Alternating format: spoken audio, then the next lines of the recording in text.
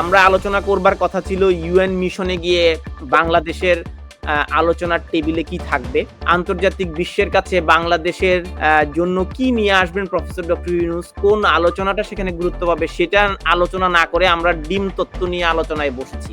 তিনটা রাজনৈতিক দল থেকে যে 6 জনকে নিয়ে গেল, এটার নজির তো আমার জানা মতে নেই। ইউএন জেনারেল অ্যাসেম্বলি তো তাদেরকে দাওয়াত দেন।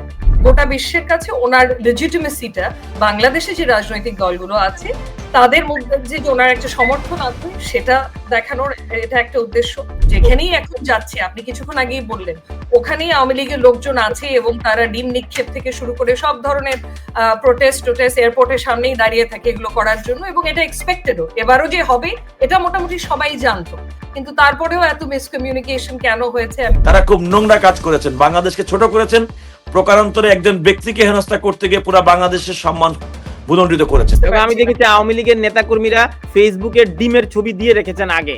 আমি ওনার প্রোফাইলে গেছি, যিনি ডিম নিক্ষেপ করেছেন উনি ফেসবুকে বিছানার মধ্যে একদম হালি হালি ডিমের ছবি দিয়েছেন যে উনি ওখানে যাচ্ছেন। তো তাহলে উনি এখানে যাচ্ছেন ডিম নিয়ে, তাহলে এই জিনিসগুলো কি নিরাপত্তা বাহিনীর সদস্যরা নোটিস করেনি? কোথায় সংকট?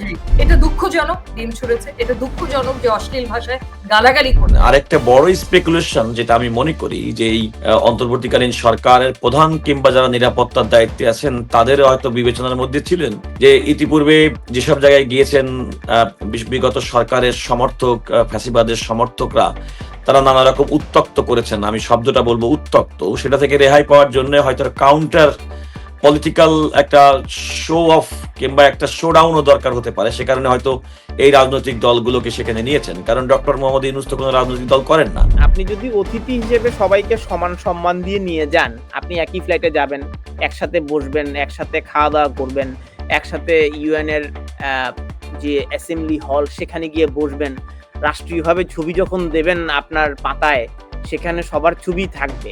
কিন্তু আমরা দেখলাম যে প্রফেসর ডক্টর ইউনূসের আশেপাশে ওনার সরকারি কর্মকর্তারা ছাড়া বিএনপির নেতাও নাই, এনসিপির নেতাও নাই, জামাতের নেতাও নাই।